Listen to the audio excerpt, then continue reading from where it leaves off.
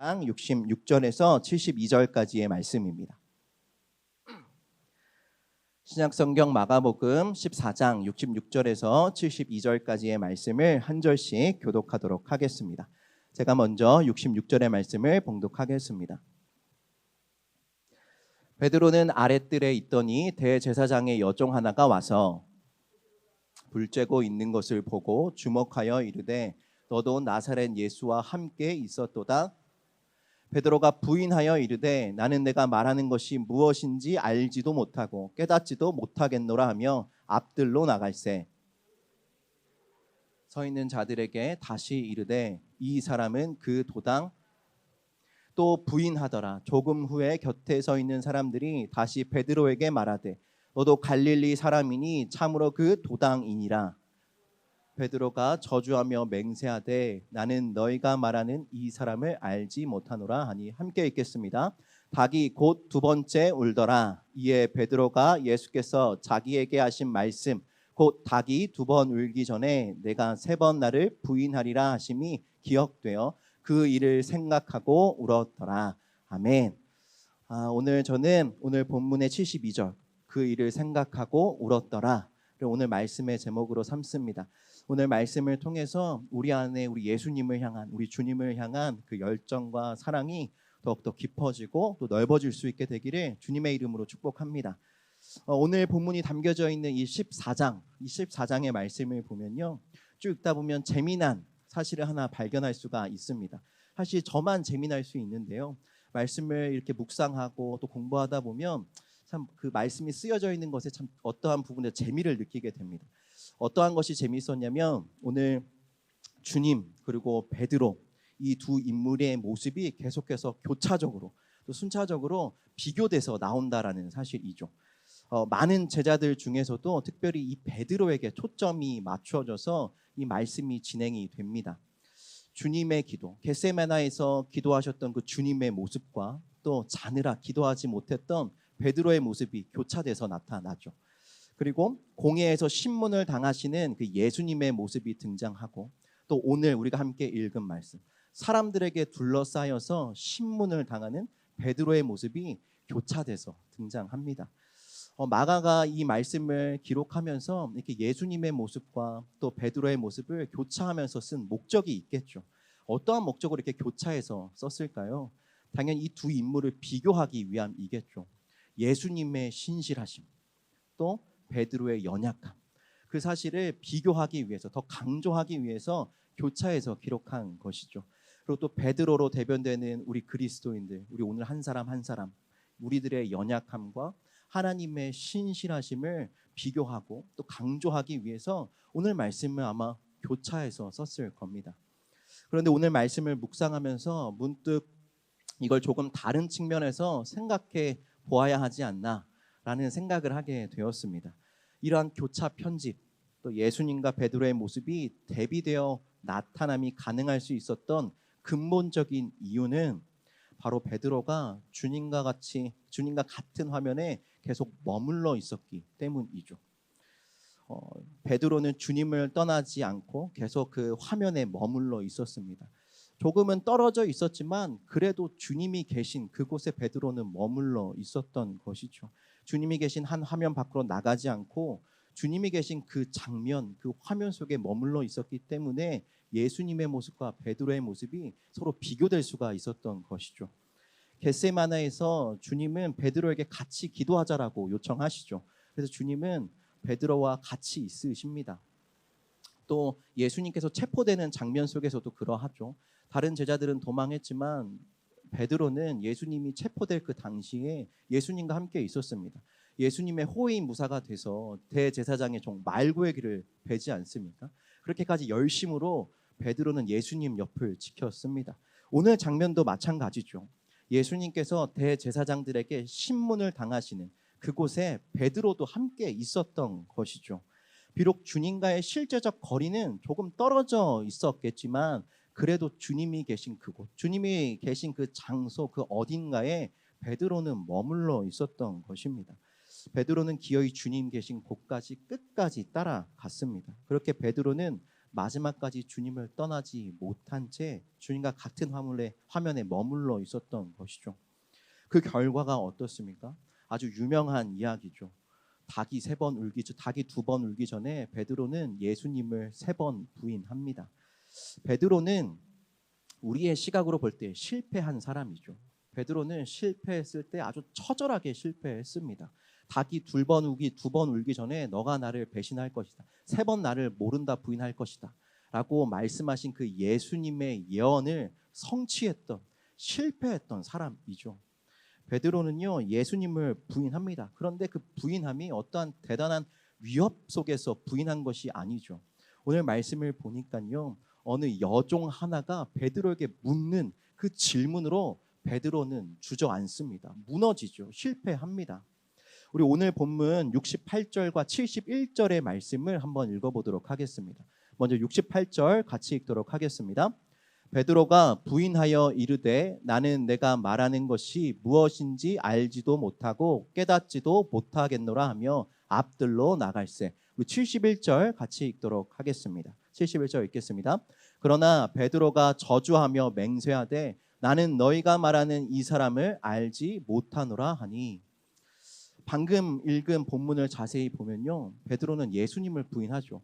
근데 예수님을 부인할 때요, 예수라는 이름도 입 밖에 꺼내지 못합니다.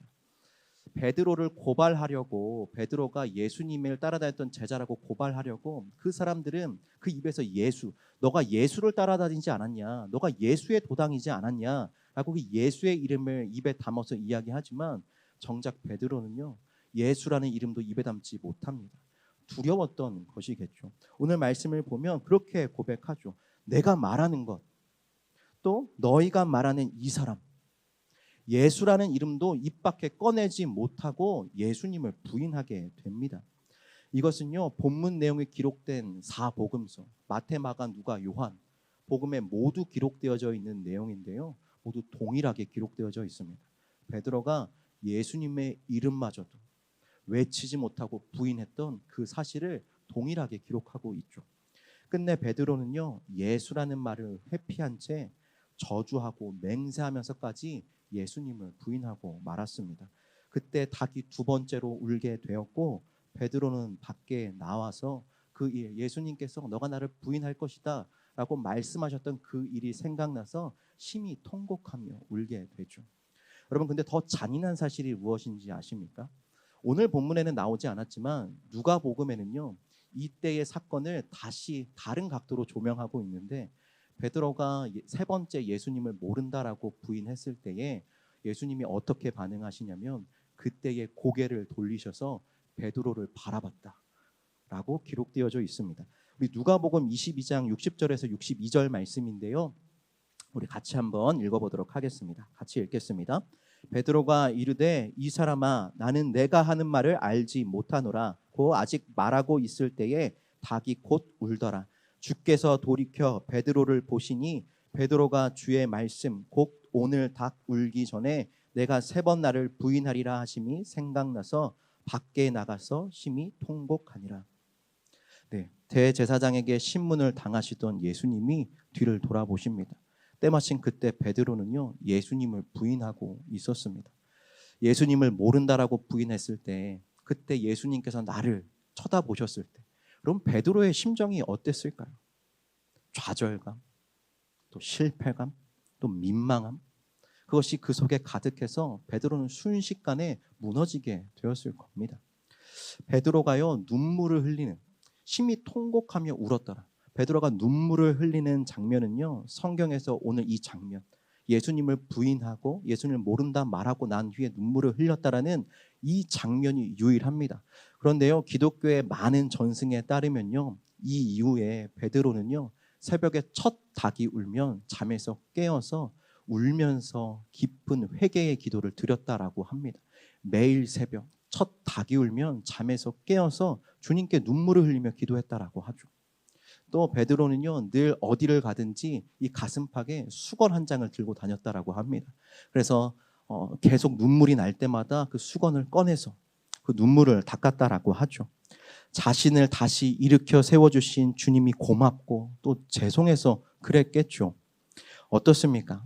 성도님들은 오늘 이 베드로의 눈물에 공감이 되십니까? 우리는요, 살아가면서 참 많은 눈물을 흘리죠. 너무 힘들어서도 울고, 또 외로워서도 울고, 슬퍼서도 옵니다. 몸이 아프면요, 눈물이 절로 나죠. 또 서러워서 울고, 억울해서도 눈물을 흘리기도 합니다. 그런데요, 이런 눈물은요, 세상 사람 누구나 다 똑같이 흘리는 눈물이죠. 세상 사람도 다 흘리는 눈물입니다. 예수 믿는 사람들만의 눈물이 있다라면 기쁨의 눈물, 또 감사의 눈물이 있겠죠. 그렇다면 오늘 베드로의 이런 눈물은 어떻습니까? 내가 정말 하나님의 말씀대로 살지 못해서 세상 속에서 나를 부인하지 않고 주님을 부인해 버려서 나로 인해서 예수님의 이름이 비방거리가 되어서 그래서 주님께 너무나도 죄송하고 또 그만큼 감사해서 그래서 울어본 기억이 있으십니까? 그런 눈물 최근에는 언제 흘려 보셨는지요? 저도 말씀을 준비하면서 저의 삶을 곰곰이 되돌아보았습니다. 사실 오늘 베드로의 이 눈물이 저에게도 최근엔 참 드문 일이라는 것, 그 사실을 발견하게 되었습니다. 사실 저는 참 눈물이 많은 편에 속합니다. 드라마를 보다가 슬픈 장면이 나오면 저도 모르게 눈물을 흘립니다. 아내랑 같이 드라마를 보고 있다가도 슬픈 장면이 나오면 또 아내한테 눈물 흘리는 모습이 또 창피해서 몰래 뒤돌아서 눈물을 이렇게 훔치곤 합니다. 책을 읽어도 그렇죠. 공감되는 내용이 나오면 저도 모르게 눈물을 쏟습니다. 예배를 드릴 때도 찬양을 할 때도 가끔 종종 눈물을 흘릴 때가 있죠. 그런데 오늘 본문의 베드로처럼 내가 넘어지고 실족했을 때 그때 부끄럽고 죄송해서 흘리는 그 눈물은 생각보다 많지 않은 것 같습니다. 만약 오늘 베드로의 눈물이 우리에게 자주 보여지지 않는다라면, 우리에게 없다라면 그것은 베드로와 같은 부인과 배신이 우리에게 없기 때문만은 절대로 아닐 것입니다. 우리도 모르는 사이에 주님을 모른다라고 부인할 때가 있죠. 말로도 행동으로도 예수를 모르는 사람처럼 살아가고 예수와 한패가 아닌 양 주님과 멀찍이 떨어져서 살아가기도 합니다. 예수님과 거리를 두며 살아가기도 하죠. 우리 역시도 예수라는 말을 입에 올리는 것조차 회피할 때가 있습니다. 그런데도 우리는 베드로처럼 심히 통곡하지는 않죠. 수건을 가지고 다니지도 않고 새벽마다 닭 울음소리에 놀라지도 않습니다. 다른 일로는 잘 울지만 내 죄와 허물 앞에서는 그렇지 않다라는 것이죠. 마치 영적인 안구 건조증에 걸린 것처럼 눈물을 흘리지 않습니다. 눈물은요, 그 자체로 하나님의 은혜인 것 같습니다. 저는 눈물이 하나님이 주시는 것이라는 생각이 들 때가 참 많이 있습니다. 반복되는 넘어짐 속에서도 그럴 때마다 마치 처음인 것처럼 그렇게 죄를 슬퍼하고 고통스러워하는 것 자체가 어찌 보면 내 의지가 아니라 내 노력이 아니라 하나님의 은혜인 것이죠. 우리 가운데 계신 성령님의 깊은 근심이 우리에게도 깊은 공감이 되어서 밖으로 표출되는 하나의 외적인 현상이 바로 눈물인 것이죠. 그러니 눈물은 분명 하나님의 은혜인 것입니다. 그런데요, 중요한 건 그것이 은혜라고 해서 우리의 노력이나 의지가 아무 상관이 없는가? 그렇지 않다라는 것이죠. 정말 열심히 공부한 학생만이요, 성적표를 들고 뜨거운 눈물을 흘릴 수 있는 것이죠. 결과는 상관없이 정말 최선을 다했을 때 눈물도 나는 법이죠. 우리가 넘어지지 않기 위해서, 주님을 부인하지 않기 위해서, 주님을 따르기 위해서 정말 우리가 죽을 힘을 다해서 애쓰고 노력하고 최선을 다했을 때 그때 비로소 이 눈물도 있더라는 겁니다. 주님을 뒤따라가서 대제사장의 집 안으로까지 따라 들어가고 많은 이들이 자신을 알아보는 걸 느끼면서도 쉽사리 그 자리를 나오지 못했던 그 베드로, 그만큼 버티려 했고 또 절실했기 때문에 베드로는 눈물을 흘릴 수 있었던 것이죠.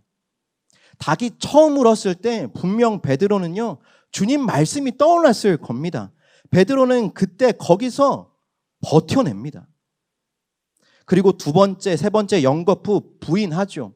여러분, 두 번째, 세 번째 부인했다라는 것이 어떤 의미이죠? 그건 그만큼 베드로가 끝까지 최선을 다했다라는 것, 그것을 의미하는 것 아니겠습니까? 처음 배반했을 때 그냥 뒤돌아서서 나오지 않고 그래도 조금 더 견뎌보려고 한 것, 그것이 두 번째, 세 번째 부인 아니겠습니까? 지금껏 베드로는요, 주님 곁에서 그렇게 주님을 늘 믿어왔습니다. 유난스럽게 주님을 따르기도 했고, 또 오늘 유난스럽게 주님을 배신하죠. 실은 그게 다 베드로이기에 할 수 있는 겁니다. 베드로가 열정의 사람이었기 때문에 가능했던 일이죠. 아예 그 현장에 가지도 않은 다른 제자들은 결코 경험할 수 없는 그 감정과 눈물을 오늘 베드로는 경험하고 있는 것이죠. 그래서인지 저는 두 번째 닭 울음소리가 마치 그런 베드로를 향한 주님의 음성처럼 들렸습니다. 베드로야, 그만하면 됐다. 여기까지 오느라 참 고생했다. 고맙다. 라는 그 주님의 음성. 베드로가 주님을 부인했을 때 그 모습을 바라봤던 예수님의 눈빛이 이런 눈빛이지 않았겠습니까? 나를 부인하는 베드로를 향해서 원망의 눈빛으로 바라보시는 것이 아니라 그만하면 됐다. 너가 정말 최선을 다했구나. 이만하면 됐다. 고맙다. 라는 그 인정의 눈빛, 안타까움의 눈빛으로 베드로를 바라보시지 않았겠습니까? 성도 여러분, 만약 오늘 우리의 눈에 이 눈물이 없다라면요, 그 이유는 다름이 아닌 그만큼 우리가 주님으로부터 멀리 떨어져 있기 때문일 수도 있습니다. 우리에게 은혜가 없는 이유, 우리에게 감격과 감동이 없는 이유는 어쩌면 배신이란 것 할 만큼 힘써 주를 따르지 않기 때문일 수도 있습니다. 주님과 한 화면에 머물러 있는 것이 부담되고 또 두렵기도 하고, 또 한 화면에 있을 때에 사람들로부터 받을 그 비난, 그 신문이 싫고 귀찮아서 아주 멀리서 주님을 바라보는 것에 만족하기 때문일 수도 있습니다.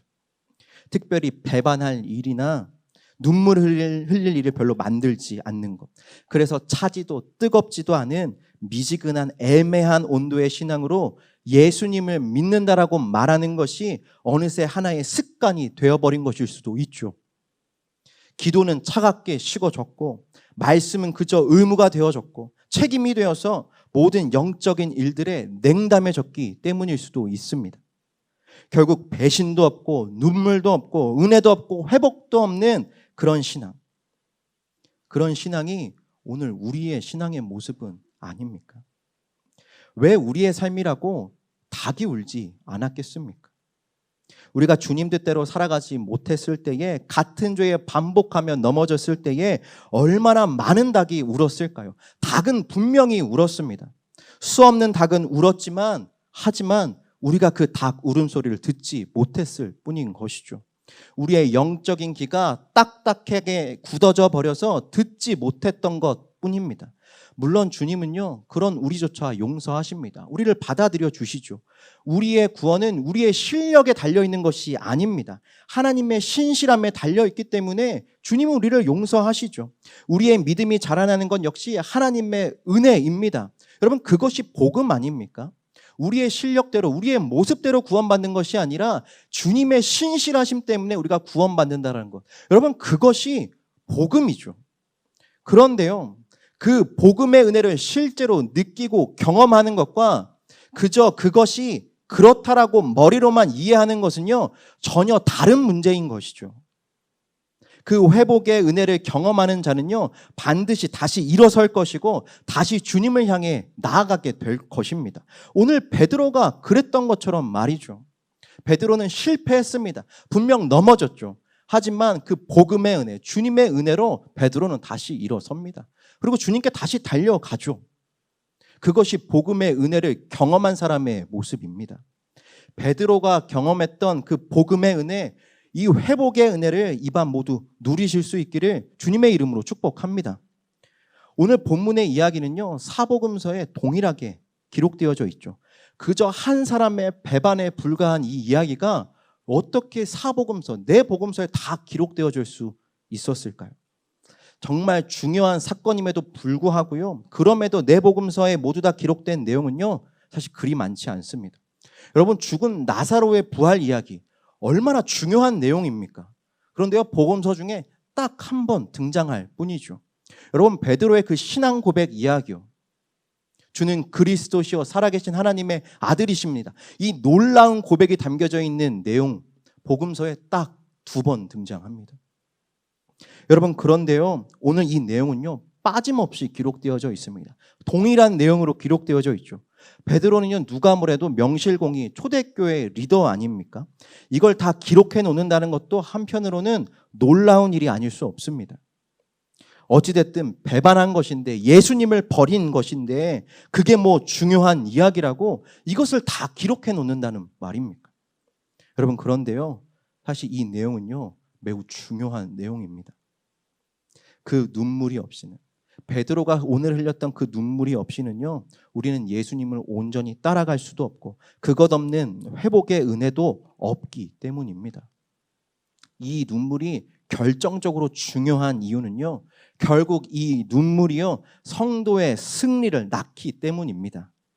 이 이야기가 모든 복음서에 기록될 수 있었던 이유는 베드로가 더 이상 시몬이 아니었고 이 눈물을 통해 온전히 베드로, 반석으로 세워졌기 때문이죠. 그는 신실한 초대교회 리더가 되었고 하루에 3,000명이 회개하는, 주께 돌아오게 하는 전도자였습니다. 그리고 결국 십자가에 거꾸로 매달려서 주를 위해 죽었던 자이죠. 그 누구도 더 이상 베드로를 배반자라고 하지 않습니다. 오늘 이 본문을 읽으면서 베드로를 비판하지도 않죠. 그는 그 실패를 딛고 일어섰기 때문이고, 그는 분명 그 이름대로 베드로다운, 반석다운 삶을 살아냈기 때문입니다. 우리는 가끔 과거의 부족함에 대해서 고백할 때가 있죠. 나 예전에는 이랬어. 정말 형편없었어. 여러분, 이 말 속에는 어떤 의미가 담겨져 있는 것이죠? 지금은 그렇지 않다라는 것이죠. 제가 이전에 섬기던 교회에서 청소년부 섬기고 있을 때에 그 청소년부 부장 집사님이 교사회의를 하거나 밖에서 이렇게 식사를 나누면 정말 자주 매번 하셨던 이야기를 반복하셨던 게 있습니다. 어떤 거였냐면 바로 그 집사님이 담배를 태우셨던 이야기입니다. 교회 근처에 사셨는데요, 교회 근처에서 담배를 태우다가 목사님에게 걸렸던 이야기, 그 이야기, 너무나 창피했다는 그 이야기를요 정말 자주 하셨습니다. 여러분, 그런데요, 그 부장 집사님이 또 저에게, 선생님에게 그 이야기를 자주 반복해서 하실 수 있었던 이유가 무엇입니까? 지금은 피우지 않으실 뿐만 아니라 전혀 그것이 유혹으로 다가오지도 않기 때문인 것이죠. 예전에는 그랬는데 지금은 아니기에, 하나님의 은혜가 정말 변화라는 걸 가능하게 했기 때문에 우리는 과거의 연약함에 대해서 고백할 수 있는 것입니다. 반대로요, 고백하지 못하는 죄가 있다라면 그것은 어떤 의미겠습니까?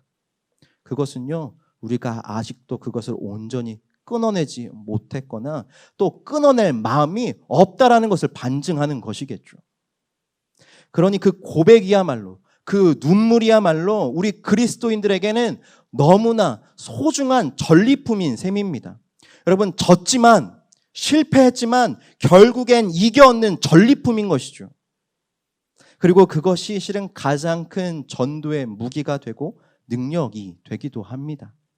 성도 여러분, 우리 삶에도요 그런 전리품이 많아질 수 있기를 주님의 이름으로 축복합니다. 이미 이긴 싸움, 이미 극복한 죄에 대한 고백들이 멈추지 않고 계속해서 우리 삶에서 풍성하게 고백되어질 수 있기를 주님의 이름으로 축복합니다. 여러분, 그러려면요, 오늘 베드로의 모습을 반드시 기억하셔야만 합니다.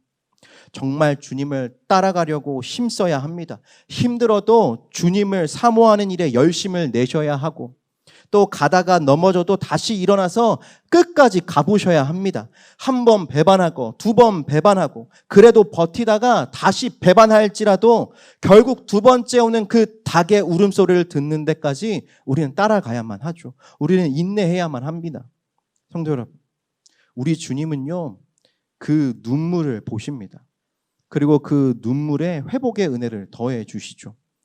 오늘 베드로의 눈물을 보신 그 주님께서 부활하신 후에 직접 베드로를 찾아가시죠. 그리고 특별한 위로를 허락해 주십니다. 진한 회개의 눈물에는요, 반드시 주님의 용서와 회복이 있는 줄로 믿습니다. 그러나 반대로요, 진정으로 회개하지 않는 성도의 삶에는요, 그저 값싼 은혜, 주님이 주시는 것이 아니라 스스로 주는 값싼 위로와 감격이 있을 뿐입니다. 당연히 진정한 회복과 변화는 일어나지 않겠죠. 오늘 베드로는 이 눈물을 통해서 진짜 베드로가 되었습니다. 비록 주님께서 오래전에 그 신앙 고백 가운데 그 이름을 시몬에서 베드로로 바꾸어 주셨지만, 그러나 실존적으로 바로 이 눈물을 쏟았을 때에 시몬은 베드로로 다시 새롭게 태어난 것이죠. 산모의 양수가 터지고 새 생명이 세상 밖으로 나오듯이 시몬의 눈에서는 이 눈물이 터졌고, 그래서 비로소 베드로가 태어나게 된 것입니다. 저는 오늘 저와 여러분에게 같은 은혜와 도전이 있기를 바랍니다. 베드로의 이 열정과 열심, 그리고 진실한 눈물과 회복이 우리의 신앙 가운데 나타날 수 있기를 주님의 이름으로 축복합니다. 오늘 이 밤 우리 안에, 이 성전 안에 이 베드로의 눈물로 가득했으면 좋겠습니다. 그래서 미지근한 신앙이 아니라 힘써 주를 따르려는 결단과 그 의지가 있고, 거기 하나님의 은혜와 감격이 부어지게 되고, 그래서 늘 우리의 눈가, 오늘 우리의 눈가가 촉촉하게 되고, 기어이 부족한 우리를 믿음의 종으로 바로 서게 하시는 그 하나님의 능력, 그 복음의 능력, 깨끗게 하시는 보혈의 능력, 그 능력을 경험하는 이 밤 우리 모두 될 수 있기를 주님의 이름으로 축복합니다. 베드로는요, 그 부족함을 숨기지 않았습니다. 주님께 숨기지도 않고 이 성경을 읽는 그 후대의 사람들에게도 자신의 부족함을 숨기지 않았습니다. 그 부족함이 자신의 무기가 되었기 때문이겠죠. 오늘 우리의 죄를 주님 앞에 숨기지 않으셨으면 좋겠습니다.